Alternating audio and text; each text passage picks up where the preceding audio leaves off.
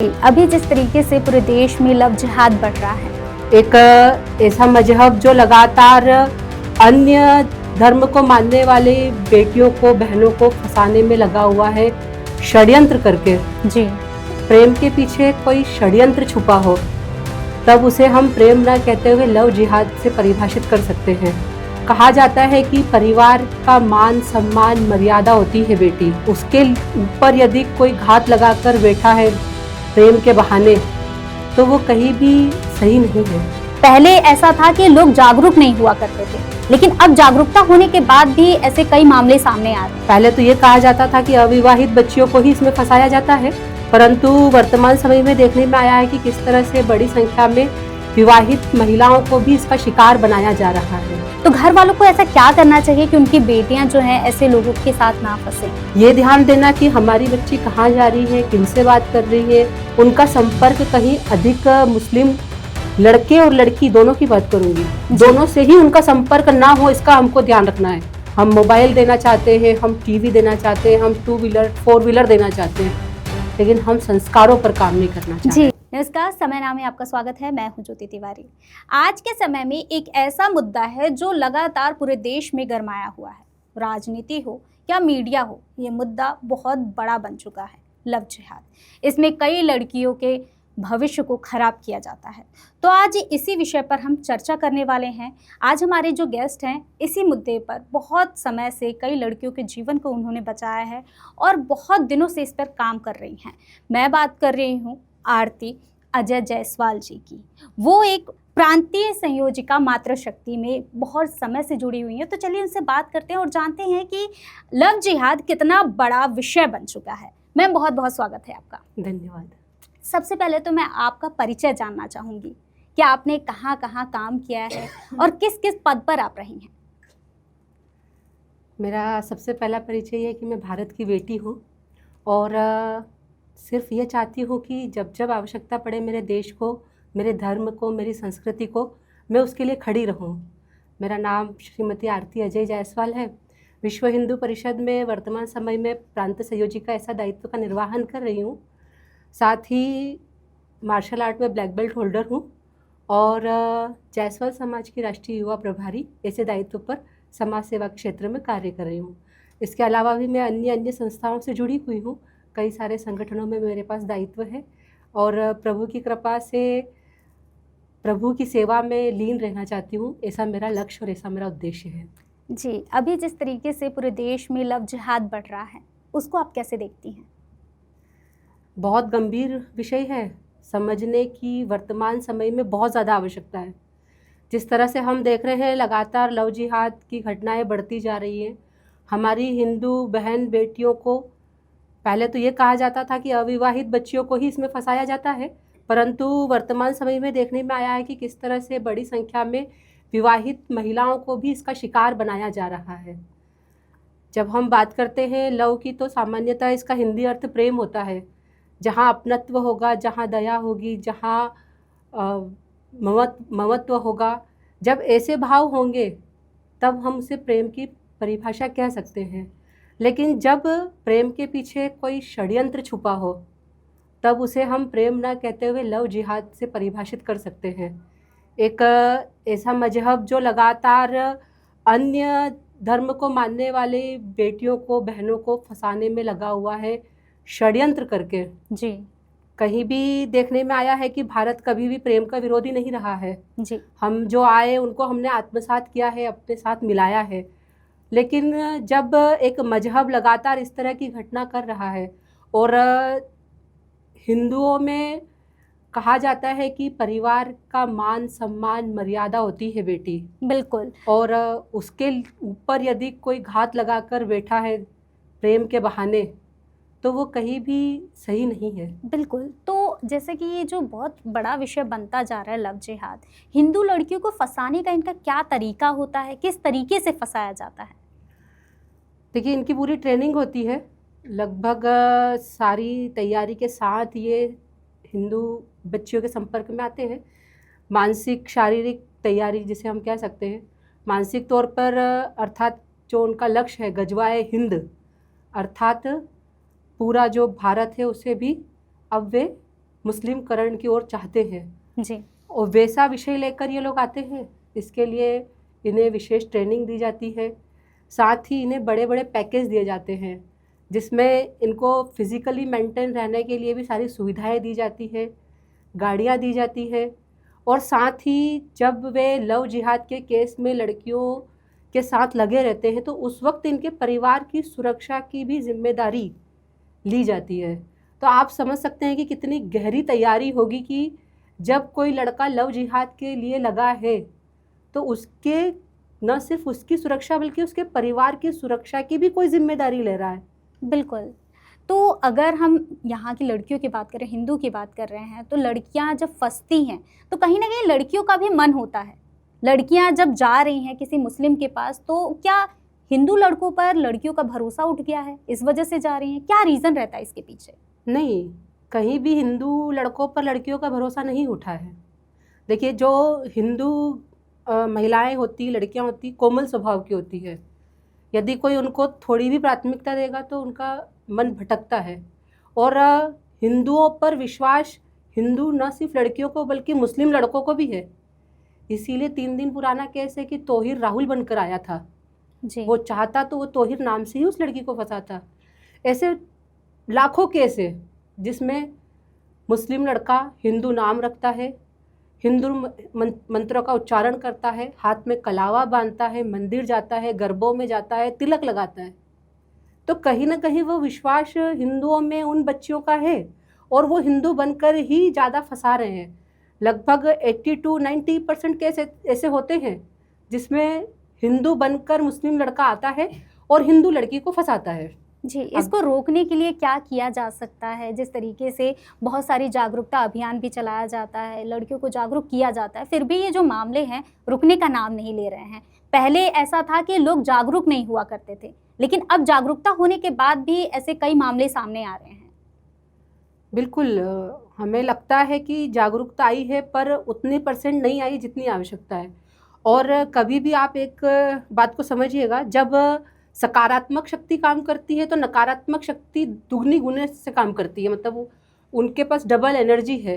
कहीं ना कहीं बाहर के देशों का उनको सपोर्ट है और वो चाहते हैं कि ज़्यादा से ज़्यादा हिंदू लड़कियां कन्वर्ट हो, मुसलमान बने। तो उनकी जो तैयारी है और हमारी जो सुरक्षा की तैयारी है उसका अंतर बहुत बड़ा है। हम सब को प्रयास करना चाहिए, कहीं ना कहीं हम अपने घर में अपने संस्कारों की बात करें, अपनी सभ्यता की बात करें, अपने धर्म की बात करें, अपनी तो अच्छा ही बताएं लेकिन दूसरी जगह क्या गलतियां हैं वो भी अपनी बच्चियों को बताने की आवश्यकता है। ये सारी तैयारी जब हमारे बीच में होगी और उसी के साथ लगातार विश्व हिंदू परिषद, मातृशक्ति, दुर्गा वाहिनी, बजरंग दल जैसा संगठन इस विषय पर कार्य कर रहा है तो एक आंकड़ा जो निकला है, लगभग 1 लाख लड़कियां वर्ष भर में भारत से लव जिहाद के केस में फंसती है। और बजरंग दल के सहयोग से, उसके प्रयास से 50 से 60 हज़ार बच्चियों को हम बचाने का प्रयास भी करते हैं। परंतु अभी भी एक बड़ी सकारात्मक शक्ति को ऐसे संगठनों से जुड़ने की आवश्यकता है। जहां हम घर के प्रयासों की बात करेंगे वहीं सामाजिक जो हमारे ये आंतरिक सैनिक है, जो कि बजरंग दल के रूप में है, मातृशक्ति के रूप में है, दुर्गा वाहिनी के रूप में है, इनकी शक्ति को बढ़ाना होगा। और जिस तरह से ये कार्य कर रहे हैं, निश्चिततः मुझे पूर्ण विश्वास है कि एक समय ऐसा आएगा कि जब भारत में लव जिहाद के केस होना बंद हो जाएंगे। जी, आपने जैसा जो आंकड़ा बताया वो बहुत बड़ा आंकड़ा है और आप लोग इस पे लगातार काम भी कर रहे हैं। लेकिन आपने जो घर की बात की है, घर वालों को भी इसकी रिस्पॉन्सिबिलिटी लेनी चाहिए।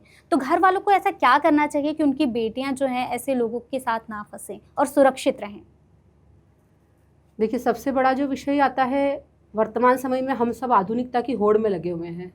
हम सब आर्थिक मजबूत तो होना चाहते हैं परंतु अपने संस्कारों से दूर होते जा रहे हैं। तो घर में अपने संस्कारों की बात करना, उन संस्कारों पर ध्यान देना, ये ध्यान देना कि हमारी बच्ची कहाँ जा रही है, किनसे बात कर रही है, उनका संपर्क कहीं अधिक मुस्लिम लड़के और लड़की दोनों की बात करूँगी, दोनों से ही उनका संपर्क ना हो, इसका हमको ध्यान रखना है। न सिर्फ लड़कियों का बल्कि हमारे घर के लड़कों का भी संपर्क जिहादी मानसिकता के व्यक्ति के साथ ना हो तो ज़्यादा अच्छा होगा। उसके साथ ही हम जो हमारी रीति नीति परंपराएं हैं, जो हमारा गौरवशाली इतिहास रहा है, उसके बारे में हम चर्चा करें। वर्तमान समय में परिवारों में मूवीज़ की बात होगी, कैटरीना की बात होगी, करीना की बात होगी, परंतु हमारे यहाँ पर झांसी की रानी की बात नहीं होती, लोकमाता अहिल्याबाई होलकर जी की बात नहीं होती है, शिवाजी की बात नहीं होती है। ऐसे अनेक अनेक महान योद्धा हमारे बीच में हुए, हम उन पर चर्चा नहीं करते, हम अपने संस्कारों की बात नहीं करते हैं। क्यों हमारा हिंदू धर्म, सनातन धर्म इतना विशेष है, इसकी विशेषता हम अपने परिवार को नहीं बता पा रहे हैं। जी जितनी शिद्दत से हम लोग लगे हुए हैं अपने परिवार की आर्थिक ज़रूरतों को पूरा करने में, हम मोबाइल देना चाहते हैं, हम टीवी देना चाहते हैं, हम 2 व्हीलर 4 व्हीलर देना चाहते हैं, लेकिन हम संस्कारों पर काम नहीं करना चाह रहे जी, हैं। जैसा कि आपने बताया कि घर में अपने संस्कार के बारे में बताना चाहिए और मुस्लिम से अगर बात कर रहे हैं तो उनको नहीं करने देना चाहिए। ऐसी बहुत सारी आपने जो बातें बताई हैं, इससे एक मेरा सवाल है कि आपको नहीं लगता अगर हम अपने बच्चों को इससे रोकते हैं कि आप मुस्लिम से बात ना करो तो कहीं न कहीं नफ़रत फैलेगी, धर्म के आधार पर नफ़रत फैलेगी? नहीं, मुझे नहीं लगता है। हम भी चाहते हैं कि नफ़रत ना हो, लेकिन वो भी तो अब्दुल कलाम साहब बने।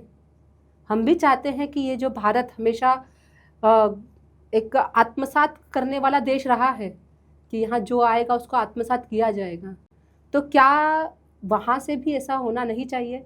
हम किस किस जिहाद पे बात करेंगे? हम लव जिहाद की आज बात कर रहे हैं, व्यापार जिहाद, थूक जिहाद, अनेक अनेक जिहाद हमारे बीच में हो रहे हैं। और हम किस मजहब की बात कर रहे हैं? ना वो ईसाइयों के होते हैं, ना वो यहूदियों के होते हैं, ना वो बौद्ध के होते हैं, तो हम कहाँ सोच रहे हैं कि वो हिंदुओं के हो जाएंगे। जी। और जब ये सब नहीं होते हैं तो वो शिया और सुन्नी की लड़ाई लड़ते हैं। तो जब इतनी लड़ाई है तो उनसे हम कहाँ कहाँ कल्पना करें कि हम उनसे ना इस विषय पर एका करके रहें। जी, बिल्कुल। जब आप किसी लड़की का रेस्क्यू करते हैं, तो उसकी मानसिकता क्या रहती है? किस तरीके से जैसे कि उसको फँसाया जाता है, बहलाया-फुसलाया जाता है, तो उसकी उस समय मानसिकता क्या रहती है? देखिए, 2 तरह के केस आते हैं। सबसे पहला जो केस आता है, जब लड़की लव जिहाद में फंसी हुई रहती है, अर्थात उसको लगता है कि मेरा अब्दुल ऐसा नहीं है। जी, जब उसके मन में ये भाव रहते हैं कि मेरा अब्दुल ऐसा नहीं है, तब उसकी मानसिक स्थिति अलग होती है। उसको हमारे साथ हर चीज़ गलत लगती है, हम उसे समझाना भी चाहते हैं तो वो समझना नहीं चाहती है। हम तो बहुत दूर की बात, जो उसे जन्म देने वाले उसके माता-पिता होते हैं, उसे उनकी भी परवाह नहीं होती है, वो उनकी भी नहीं सुनना चाहती है। तब उनको समझाना, उनकी काउंसलिंग करना, उनको इन सब विषयों की जानकारी देना बहुत मुश्किल होता है। लगभग 15 से 20 बहनों की ऐसी टोली बनी हुई है हमारी मातृशक्ति की, जो कि लगातार प्रयास करती हैं उन बहनों की काउंसलिंग करना, उनके साथ रहना, उनको समझाना और उनको कहीं न कहीं इसके लिए तैयार करना कि अब्दुल वही बिच्छू है जो आपको काटेगा। जी, और फिर जब दूसरी तरह की बेटियां भी हमारे संपर्क में आती है, जो इन सब विषयों को झेल कर बाहर आना चाहती है, फिर हम उनकी काउंसलिंग करते हैं, फिर हम उनका मन ठीक करते हैं, उनको अपने में मिलाने की कोशिश करते हैं। और ध्यान में आता है कि कई सारी बच्चियों को हमने पुनः अपने धर्म में स्वीकार करके और उनका विवाह तक करवाया है। तो इस तरह से 2 मानसिकता की बच्चियों पर हमें विशेषतः काम करना पड़ता है। जी। मध्य प्रदेश अभी जिस तरीके से यहाँ पे भी बहुत सारे केस आ रहे हैं, अभी हम मुहसिन की बात कर लें, तो उसकी भी बहुत बड़ा वो केस हो गया था, ऐसे कई केस आ रहे हैं। क्या एमपी अब नर्सरी बनता जा रहा है लव जिहाद का? मध्य प्रदेश क्यों, पूरा भारत ही नर्सरी है इसकी। ये कह सकते हैं कि मध्य प्रदेश की मीडिया जागृत मीडिया है, जो ऐसे विषयों को उठाने में अब हिचकिचाती नहीं है। इसलिए लोगों को पता चल रहा है कि यहाँ इतना कुछ हो रहा है। यहाँ के लोग अब जागृत हो गए हैं, इन विषयों पर चर्चा करना चाहते हैं, इन विषयों पर बात करना चाहते हैं और इन विषयों के निराकरण चाह रहे हैं। इसलिए कहीं ना कहीं ऐसा लग रहा है कि यहाँ ज़्यादा केस हो रहे हैं। बाकी पूरा भारत ही एक तरह से, और भारत ही क्या पूरे विश्व में इनका आतंक है, इसीलिए एकमात्र इस मजहब को आतंकवादी मजहब कहा जाता है। जी, बिल्कुल। जिस तरीके से ये सारी चीज़ें सामने आ रही हैं और लव जिहाद एक जो वर्ड है, वो लगातार फैलता जा रहा है। ये वर्ड नहीं रह गया, ये बीमारी की तरह फैल रहा है, लड़कियों में भी और लड़कों में भी। तो क्या इससे सांप्रदायिक तनाव बढ़ सकता है? बिल्कुल नहीं, क्यों बढ़ेगा? क्या सुरक्षा की जिम्मेदारी हमारी नहीं है? अगर कोई आपके घर में आकर हमला करेगा तो क्या आप सुरक्षा नहीं करेंगे? बिल्कुल। और सुरक्षा करेंगे तो आप क्या सांप्रदायिक कहलाएंगे? जी। स्वयं की सुरक्षा करना अगर ज़रूरी है तो क्या हमारे धर्म की बच्चियों की सुरक्षा करना हमारी जिम्मेदारी नहीं है? वो रहे, अच्छे से रहे, वो ना करे लव जिहाद, हम भी स्वीकार करेंगे।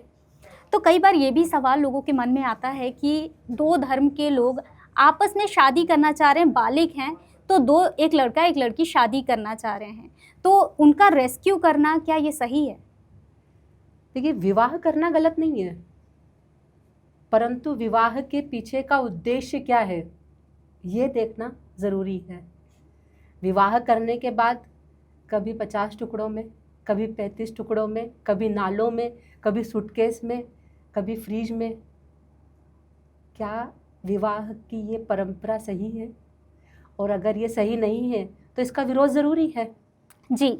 तो एक लड़की जब किसी मुस्लिम के साथ में रिलेशनशिप में आती है, किसी अदर धर्म के साथ में रिलेशनशिप में आती है, तो सबसे पहले वो कैसे समझे कि ये गलत तरीके से वो फंसाई जा रही है?